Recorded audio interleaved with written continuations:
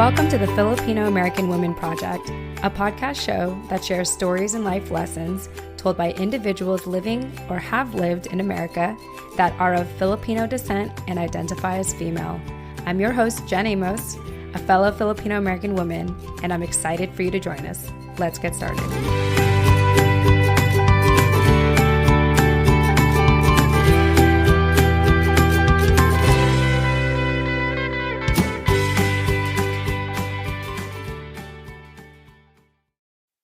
Hi, everyone. Jen Amos here with the Filipino American Women Project, and I am here with my co-host, Nani Dominguez. Nani, welcome to the show. Thank you. Hello, everyone. Again. Yes. Again and again, hopefully every episode. Yes. So we had decided that we're going to do a casual episode together since this show has started, which was about a month ago already, which I cannot even believe it's been a month. I feel like I've connected with so many people already. Our podcast show has grown in numbers, and we have recently reached over 400 plays since we began. We have 8 episodes right now. This will be the 9th one. And it just seems like those numbers just keep going up. And so I thought that we could humanize those numbers, not just look at them as numbers, and see, really dive into the stats behind these numbers and see who's been listening and share our thoughts about it and what it has meant to us so far. So I know for myself, when I listen to a podcast, there's some podcasts I listen to where I am such a huge fan. And I hear people calling in all the time, leaving messages and feedback or whatever. And there was one time where I actually left a voice message for that show. And I was so first of all, I was in shock. I was like, oh my gosh, they're playing it. Oh, my voice sounds like that. Oh my gosh. But but the point is that I loved how they humanized their listeners, and it's to them it wasn't just a show where they were talking. They brought their listeners on with them, and so this is our way of doing that. And I do want to say that hadn't this podcast started, I wouldn't have met Nani because she had found me on social media, on Instagram. And I think I don't know, maybe it was the first episode, Nani, you can tell me, but you already wanted to reach out and get involved. So I'm curious, before we really dive into humanizing these numbers that we have here, I'd love to get your take on what this project has meant for you so far, even maybe talking about when you first noticed it and had decided to reach out.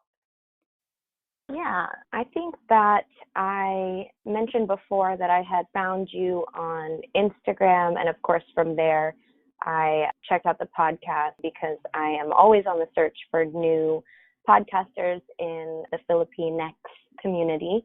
Mm-hmm. And when I found, most of the podcasts that are out there aren't specifically focused towards Filipino women, or they're not focused on conversations around identity formation and self-discovery and exploring things like that. They're just sometimes featured as topics on their shows. So when I found this, I was kind of like, oh my God, I don't even know who this is or what the mission of this project is, but I want to be involved because, what little I do know just based off of Instagram and the 4 or 5 episodes that you had posted on the podcast, I was like, this is speaking to me, And so I had DM'd you, and now that I'm working with you and also reaching out to more people to actually come on the show and do interviews with us, I'm finding it really kind of surprising how easy it is to reach out to people and how people are so receptive to collaborating. And that's not something that I expected when I reached out to you or when I first started reaching out to people in general.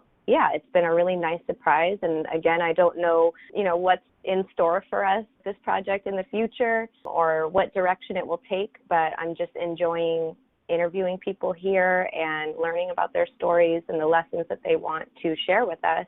And for me, it's just been a way for me to validate my experience as a Filipino American woman, because without that connection, it's hard to get that validation if you're not super confident in yourself. Yeah, I love that. The big theme that I got from just hearing you talk is self-discovery. And this is why I decided to call this the Filipino American Woman Project, because I think we're a project. I do think that that's part of our experience as Filipino American women specifically, is self-discovery, because historically, Hmm. as we had learned in the last episode, episode 7, about the Maria, oh sorry, episode 8, the Maria Clara archetype, we had learned that Filipinas were modeled after this woman who essentially is submissive and obedient and just, kind of standing around looking pretty and being Hmm. there for the family. And so when they break out of that, or they start to look outside of that, yeah, it kind of seems like it kind of seems like no one else is doing it. But when you do find people, you're like, oh, I'm not alone in this. And Right. even though we don't know where this is headed, that's the part, I think that is also part of our experience. Like, when you're doing self discovery, there's not necessarily a destination. It's a journey. And so Right. wherever this goes, because hey, we're going to be Filipino for the rest of our lives no matter what we do. Right. Right. Wherever it goes, it doesn't matter, because it's about what we're experiencing now and how we are feeling more connected with other people, and more importantly ourselves, and where we came from. And Right. I think that's a beautiful thing, and I think that's more than enough. And I want to just keep this conversation going, because it helps me too. Like, that's the, I didn't create this podcast just for myself. Like, Right. It's for I all of want, us. yeah, I wanted myself to heal, and hopefully other people heal. But if no one else heals but me, that's fine too. Like, and so it's just really awesome that, you saw value in the show, and before you know it, we're on here together. And I have really appreciated, for the little time we've been together so far, I've really appreciated you jumping on and trusting me, and even helping out now in reaching out to other women who deserve to get their stories heard.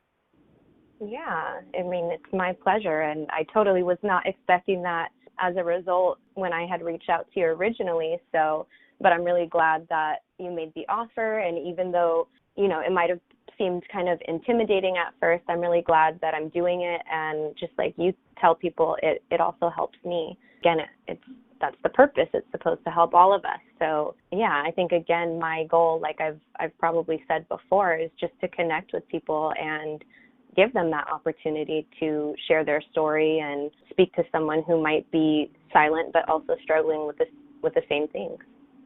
Yes, and to add upon what you were saying, the thing is, I remember when I did start to try to learn more about my culture and stuff like that. And I had been through a lot of experiences where I was shamed for not knowing. Mhm. I had a situation many times where people said, "Oh, you don't speak Tagalog? That's too bad," or like, "Oh, you should know this, Mhm. or you should fight for our rights. You should understand the injustice that's happening to our community." Like, there was all these. Right. It's like, as soon as I was interested in it, I was somehow already in trouble, that Right. that Right. I didn't Suddenly know. you've evaded all these responsibilities that you didn't know you had. Yeah, I was like, okay, how is this suddenly a thing for me? And I had struggled with that for like most of my 20s, when I, especially starting in college, when I joined a Filipino organization. And yeah, I started to learn more about a lot of the injustice and discrimination that we went through, and the justice for Filipino American veteran marches that they would do every year. Just all these things. In December 2016, part of why this project got started was because I wanted to believe that there were people in the same place that I was at. And I wanted to, first of all, celebrate where we were, like where you're at, and just kind of Right. go from there. And so Right. it's been an incredible experience so far, having met, even prior to this podcast, when we used to do Facebook Live, to have run into very nurturing women who understood where I was coming from, because they shared the similar experiences, and we could just Right. enjoy each other's space and exchange stories. And that somehow, became this ripple effect for other women to share their stories. And now here we are on this podcast show, and women are reaching out to us. I mean, now we're reaching out to people, obviously, but there's a combination of us reaching out and recommending other people speak, as well as women being proactive and wanting to come forward and share their stories. So all beautiful. Right. Yeah, and actually, I meant to ask you, I don't know if I've asked you this before, but have you heard of the book Pinay Power? I have not. That sounds amazing. Okay. So I know that you told me before you don't like to read books a lot, and I'm totally the same way. I'm the slowest reader. I feel like I'm dyslexic sometimes. I've been reading this book now for probably 5 months, and I'm only on page 227. Oh my gosh. I know, I'm the slowest reader ever, but it's good. And I think that if you haven't read it, you should try. There are a lot of big words, and I'm just saying that because, in my opinion, they're big words that I have to Google like every other sentence. But anyway, I wanted to just read a little quote from a page in that book that I had posted on Instagram earlier. This chapter was basically just talking about how when you Google Filipina, and I think you've also mentioned this on previous podcasts as well, what comes up is not, you get some dirty things that come up, Yeah. And so her whole chapter in this book was about how they started this website, newfilipina.com, however long ago this was, I don't even know, and kind of what their goals were with that website. And I thought that what she has here really kind of speaks to also what we're doing. I'm looking it up so right yeah, now. Anyway. Okay. Yeah. And I'll send it to you, like the link on Amazon if you want. Yes. But it says their goals are to broaden Filipinas' horizons and to help them discover and harness the power and strengths that they have within themselves, and to connect Filipinas to other Filipinas around the world, to ideas old and new, and to the means to take action for themselves and for others. The organization's goals are not only Filipina empowerment, but also upholding the identity of all Filipinos and ultimately Filipino community healing.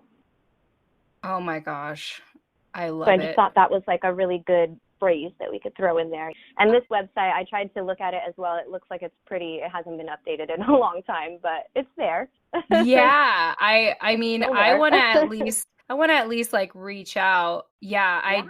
She would. Oh, and that's another thing. Listeners, if you're hearing this and you know of any Filipina authors, we would love to have them on the show. I know that there's, oh gosh, I can't think of her name right now, but she has, here, I will look her up on Instagram since I'm on the computer anyway. Since we're here.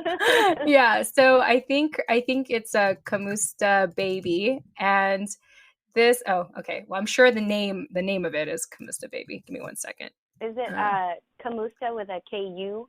Is it? Oh, is it? Oh God. I think Kamusta is K-U. I always make that mistake too. I'm not sure what the correct spelling is. Yeah, I think you are totally right. Okay, so I believe it's probably, so this is the hashtag. So let's see. Her. Okay. Let me see what her name is. Oh, she looks familiar. Yeah. Okay, Melissa. It's Melissa calling you out. Okay, Melissa Leslie Q. Okay, so I had recently noticed her. So she's a young mom, and she is creating books, like children's books, that talk about. Oh my gosh, that's so funny. My best friend just became a mom. Her baby's 9 months, and she's decided that she wants to write children's books too. That's actually why we started going to Filipino Storytime with Clarice. Well, we only have gone once, but we plan to continue to go. But that's exactly why.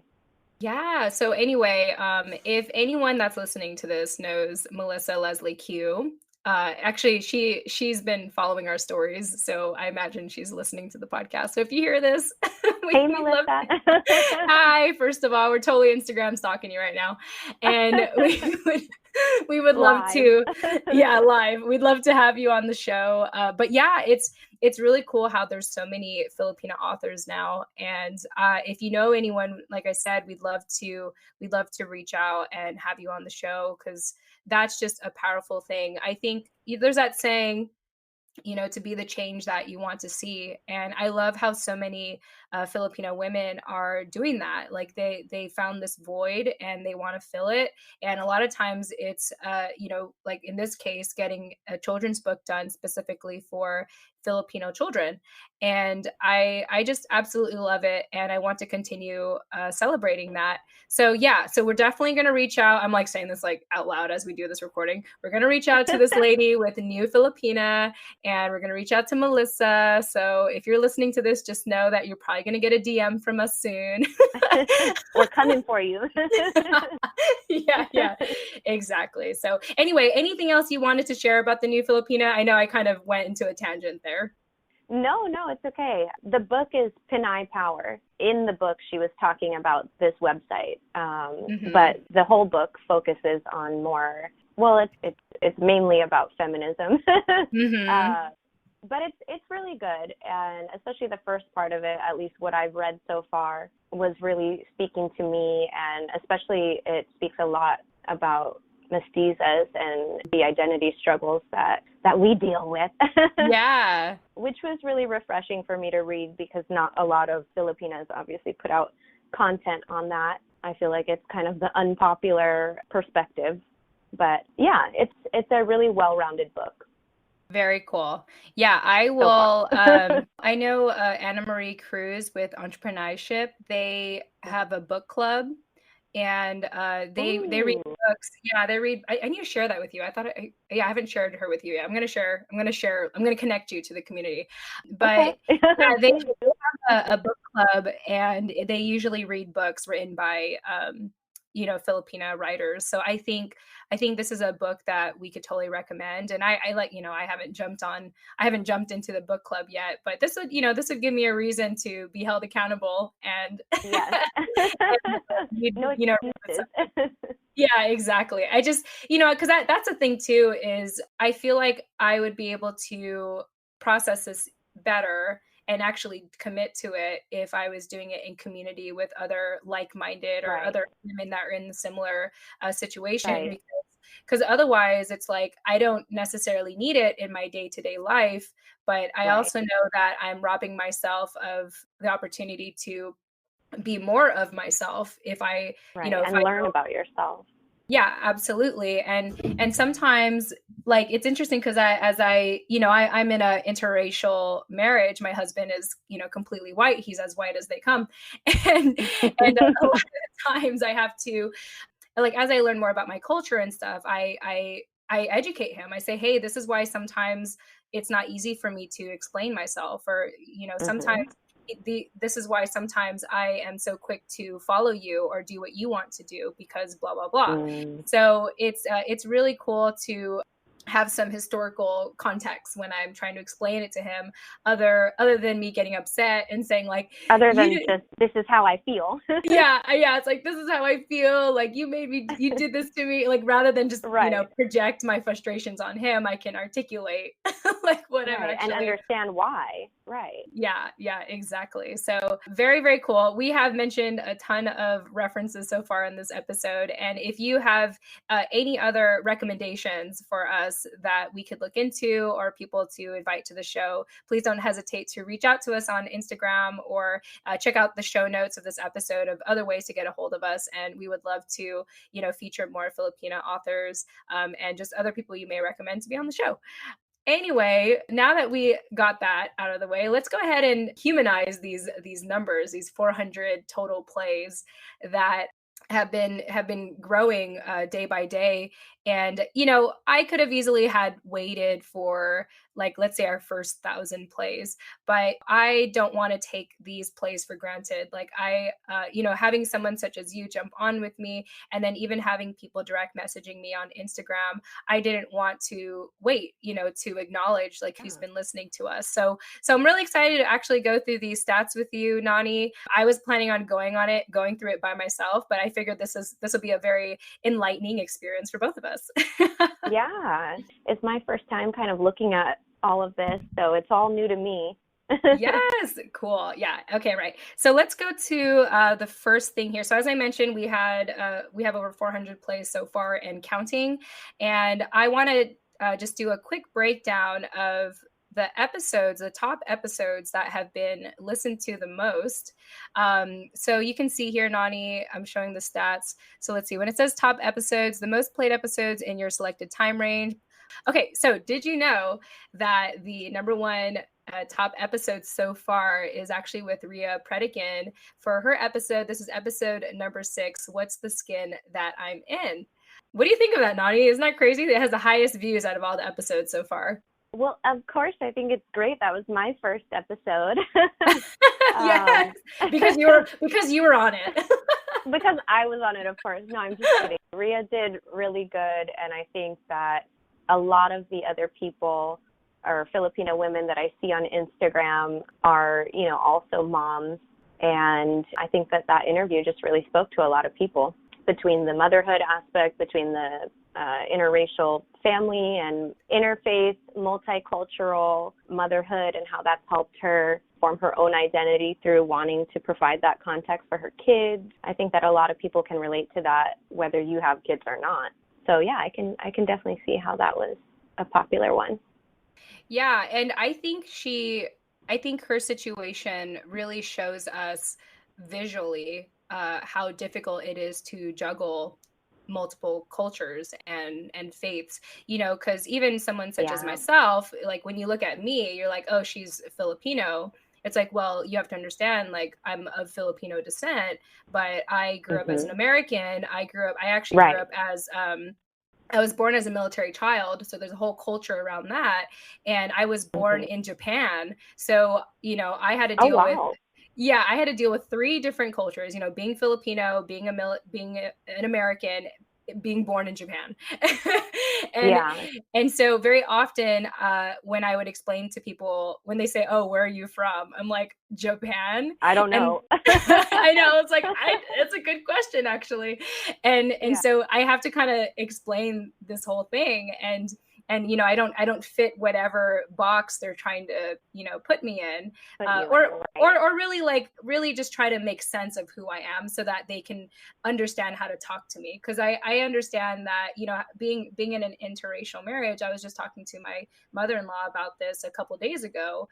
You know, in her perspective, it's not like she was trying to be judgmental when she would ask questions about my heritage and stuff. She was really just curious because she was, you know, she's retired now, but prior to that, she was a kindergarten teacher, and she loves learning. She loves reading. She's currently doing a lot of traveling in her retired life, and she just has this curious mind. So when she is asking about me, it's not like, what are you? It's more like, so what are you? You know, it's a different a different tone. And so what I like about Rhea's episode is it really just highlights like how, whether you are in interracial marriage, interfaith, or multicultural, what have you, like we all of us collectively have a combination of cultures within us. I know you also, Nani, being mestiza, half Russian and half Filipina, and everything. It's a lot. You're a lot of things, and you're American.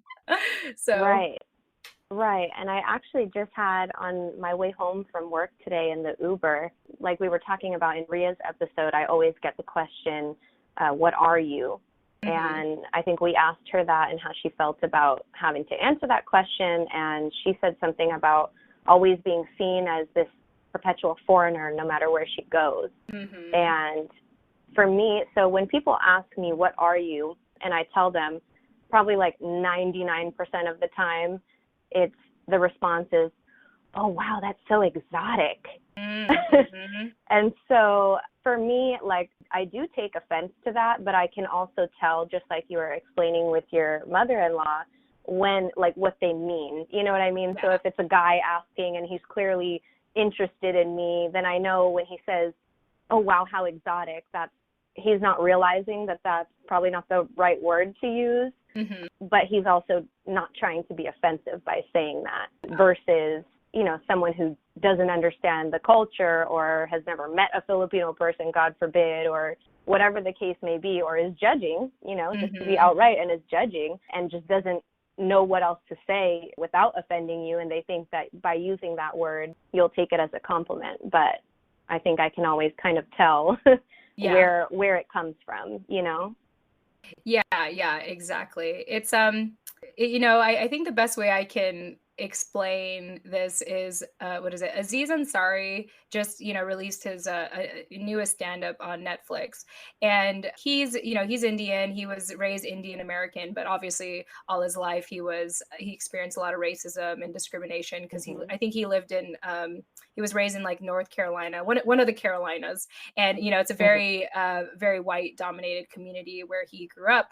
And he was saying in his stand-up early on that he said, I have to say, I really like this group of white people, this generation, because you all are actually trying to understand us now. Like, you all are trying to use the right appropriate words to say to us without coming off racist. Like, he said something like you're being considerate.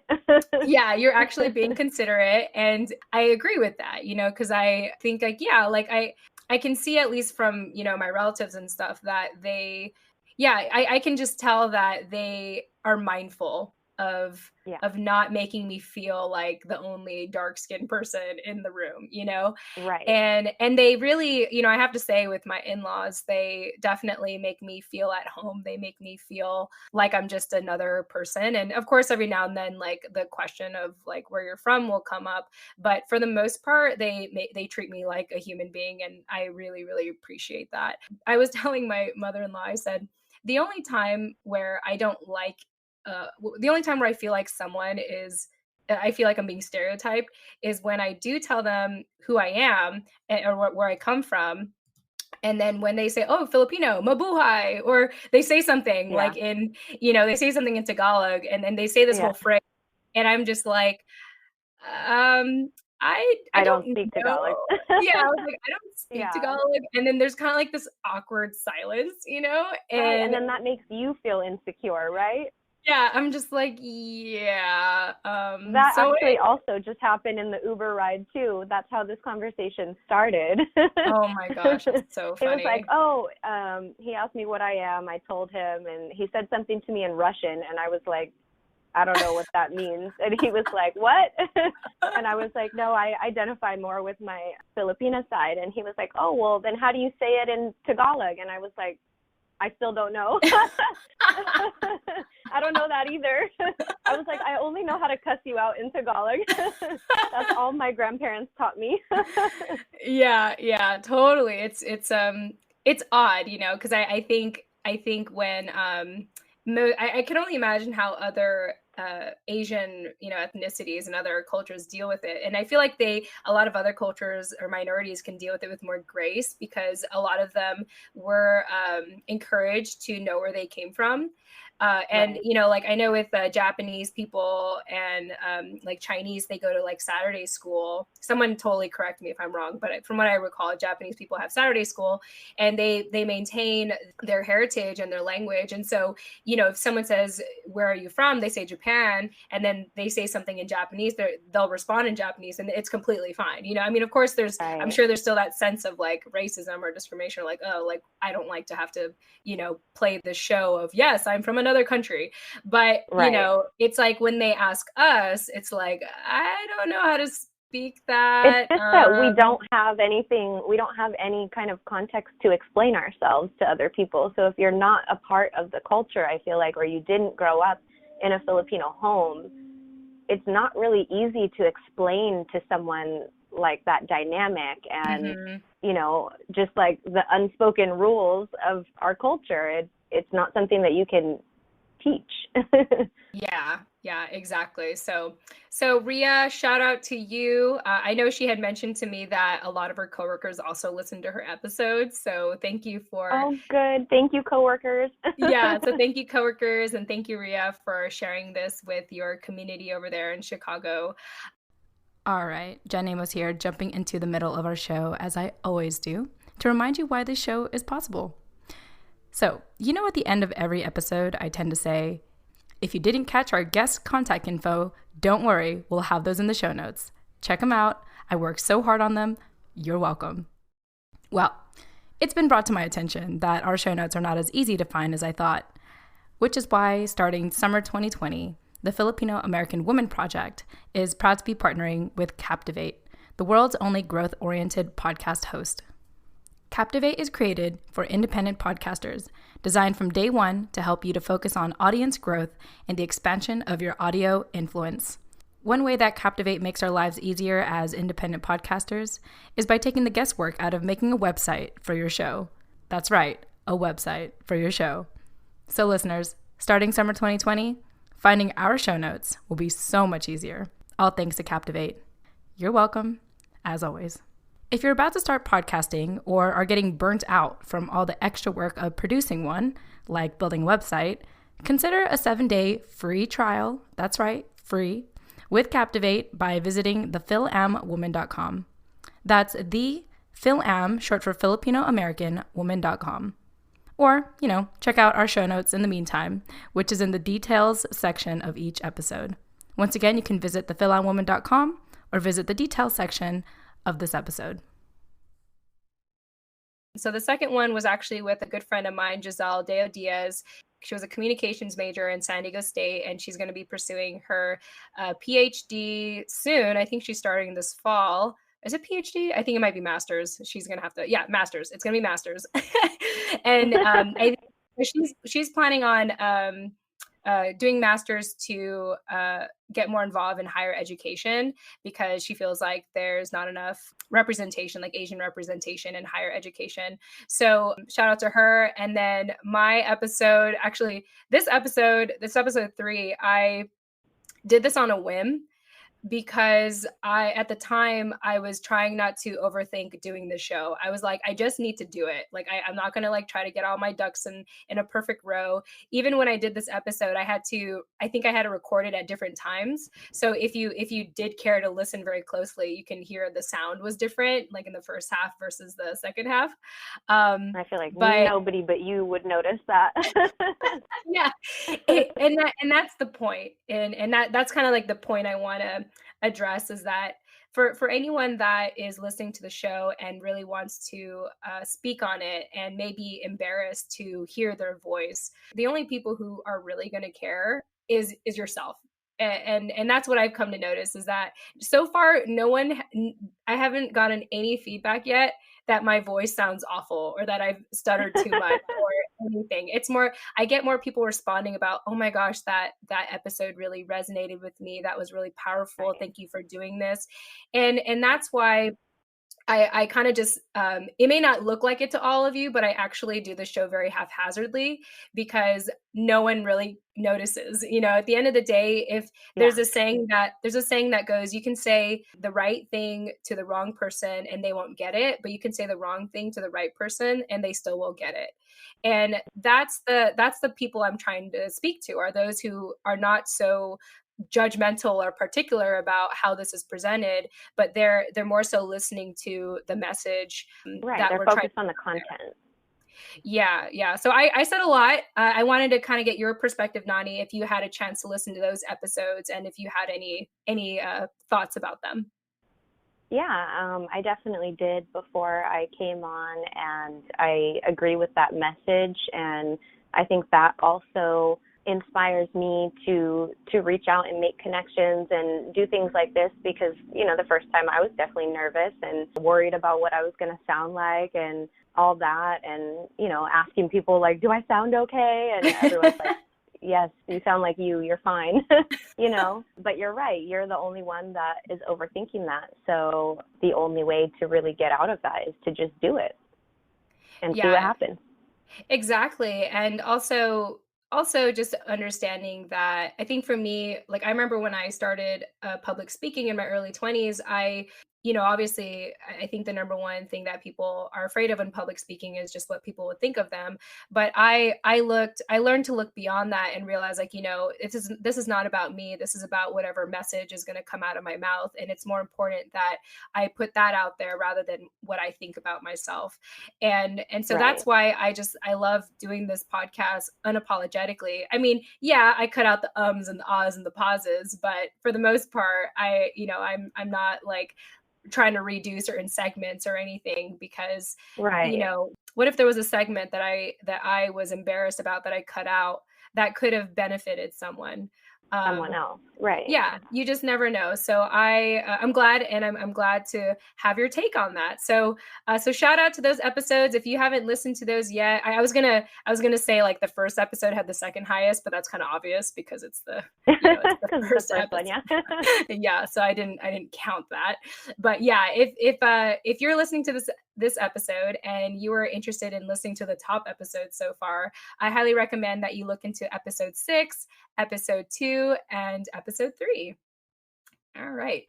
So let's go ahead and go to the geographic locations of people that are listening in. And I think it's kind of interesting. Cool. We have, yeah, I know, right? So for the listeners, I'm doing a screen share with Nani, and so she's seeing these stats for the first time. So I'm actually kind of like curious to see like your reaction when you see them. Yeah, I mean, I'm not sure what I expected, Mm-hmm. but yeah, I guess that makes sense. Yeah. Germany, Canada, cool. Yeah. So just so you all know, just to kind of break down the stats of our listeners, I'll start with the smallest to the highest. We have less than 1% in the Philippines, which kind of makes sense because this is an American-based podcast. We have 1% in the United Kingdom. So whoever that is, thank you. We have 2% in Canada. And I actually want to get a closer look at this because for people that are listening, Wow. Yeah, This for is people really detailed. It is, right? Yeah, that's why I wanted to go through this because it's like, oh, who's listening and where? So in Canada, shout out to Ontario and Quebec. So that's where we have our listeners in Canada. So shout out to you. And thank you for listening to this American-based podcast about Filipino American women. And we have 3% in Germany, which I have no idea who that is, but whoever that is in North Rhine-Westphalia, thank you for listening to our show. Yeah. If you're listening to this and you don't hear your location, feel free to message us and say, "Hey, I'm listening," and we'll give you a shout out at the next time we do these stats and your stat doesn't appear. And of course, 91% we have the United States, which makes a ton of sense because that's our target audience for this podcast. Okay, Nani, I want you to tell me what you think about this. Yeah, the breakdown of states. Interesting. I don't know. I mean, again, I don't know where I expected them to come from, but I know that you're in Virginia Beach. I'm in California. We've interviewed someone in New York. We've interviewed someone in Chicago just since I've been on. Yeah. So interesting. Yeah, it is, isn't it? So in case you all are curious, I believe we have, it looks like it's about, if I add this up, let's see, 5, 10, 15, about 30. We have about like 30% of our listeners in the East Coast, about 10% in the Midwest, if that's what you call like Chicago. Yeah. Someone I'm tell not me. sure. Yeah. And then the majority is actually in California, 51% in California, which actually is not surprising because I know that California is dense with Filipino communities in so many different states or so many different cities, such as the Bay Area and LA and Vallejo, San Diego, Oakland, Hemet. I've never been to Hemet, so shout out to the Hemet listeners, and San Pablo, about 4% over there. But I'm actually really surprised. I've never been to San Francisco, and 25% of our listeners in California are from San Francisco. So what do you know? You've never been to San Francisco? You have to come to San Francisco. Yes, ma'am. We gotta change that. Yeah, I do have a friend there that I've been meaning to visit for some time now. So I think, hey, if you're in San Francisco and you're listening to the show and you want me to visit, keep listening to the show and raise your stats because I will highly, highly consider it. Yeah. This doesn't surprise me. I mean, I'm only knowledgeable about California, so I wouldn't know what to expect in any of the other cities. But yeah, obviously San Francisco is the biggest. LA is there. I'm surprised that Vallejo is third. That's cool. I'm surprised that Vallejo is above Oakland, but that's cool. Well, actually, I'm not. There's a lot of Filipinos in Vallejo. Yes. My dad's family was from Vallejo or grew up in Vallejo, and then my mom's was in Oakland. So those are my two homes. Very I don't even awesome. know where Hemet is, but San Pablo is in between here and Vallejo. So Very cool. So it seems to me from what you're saying is that most of our listeners are in NorCal, yes. and which is kind of disappointing because I'm from SoCal. Yeah, you've got to get your San Diego friends to listen more. I do. I have to tell them. I totally have to like remind them that I'm doing this show. I think since I moved, I've been doing a lot of things, but one of the things I've done an awful job of is like staying in touch with my friends in San Diego and letting them know the projects that I'm working on. So Yeah. sorry, San Diego, if you're listening to this. I'm sorry. I'll come. But then again, I have visited San Diego 3 times in the last 12 months. I've moved, so I feel like So it's that either or, right? justifies. You either talk to Yeah, them or you visit. exactly. Yeah, exactly. And so my friends are always like, "Hey, when are you gonna come back to California?" And I'm like, "When are you gonna come to Virginia?" And Right. like, Probably and the so same my answer. friends, yeah, exactly. So, well, I think it's awesome to see a breakdown of the locations of our listeners, and I'm looking forward to seeing how these stats grow. And if you're listening and we didn't mention your location, like I said, feel free to reach out to us and give a shout out to your location, and we'll be sure to bring that up in the next time we do something like this. The last thing that is not necessarily that important are the platforms that you all are listening from. Here we have that basically half of our listeners listen from Spotify and the other half listen to Apple Podcasts. So I understand Spotify because with Anchor, which is the platform we use to create this podcast show, once a show is published, the first place it usually gets published on is Spotify. And then Apple Podcasts, in case anyone is ever curious about podcasting, usually Apple Podcasts and iTunes takes the longest to get your episodes uploaded on or even get your show on. That's good to So know. I'm sort of yeah. So I'm sort of not surprised that the percentage is a little bit smaller. And so anyway, that's cool to know. Well, that pretty much wraps up our stats review. Nani, do you have any overall concluding thoughts about what we went over today? Well, I think this is a lot more detailed than I would have expected to see, and really cool to information to have. And yeah, I just want to thank you guys all from all these cities that you're listening from for joining us here. Yes, I absolutely agree with you, Nani. And I'm going to say that pretty much concludes our episode. Like I said, if you did not hear your location, feel free to give a shout out. And if any part of this episode resonated with you, feel free to leave us a message. You could just check us out in the show notes to learn how to do that. You can actually leave a message where we would play it on our show, or you can send us an email, or you can DM us. If there's any takeaway that you can take from this show, is to get involved and know that we are paying attention to the numbers. We are paying attention to you. And the show is dedicated to you and it's dedicated to us. And we are excited to see where this journey continues to go. So thank you so much, Nani, for your time as always. And I look forward to speaking with you all in the next episode. Yes, we'll see you guys soon. And there you have it, everyone. Thank you so much for listening. Please subscribe if you'd like to hear more stories and life lessons told by the Filipino American woman. If you're interested in sharing your story, please contact us at thefilipinoamericanwoman@gmail.com or find us on Instagram at thefilipinoamericanwoman. Until next time.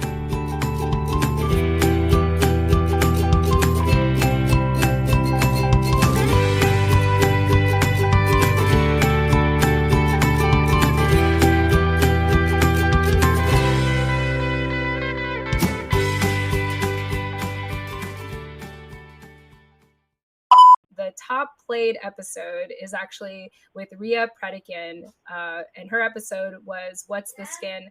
Oh, sorry, my mother-in-law. Yes. Okay, thank you. Okay, well, that's early. Okay, have a good night. Thanks. Oh, I see. Okay. Okay. Sorry. She like does that all the time. Like she'll just like open the door and just start Just talking burst to me. in. Yeah. She's like, and like I give her my schedule. You know, I'm like, okay, here's my schedule. I'm gonna be on the call. I'm literally recording. Yeah, like okay. Yeah. I love it. It's Just okay. so funny. We're all family. Yeah. Okay, starting over. All right.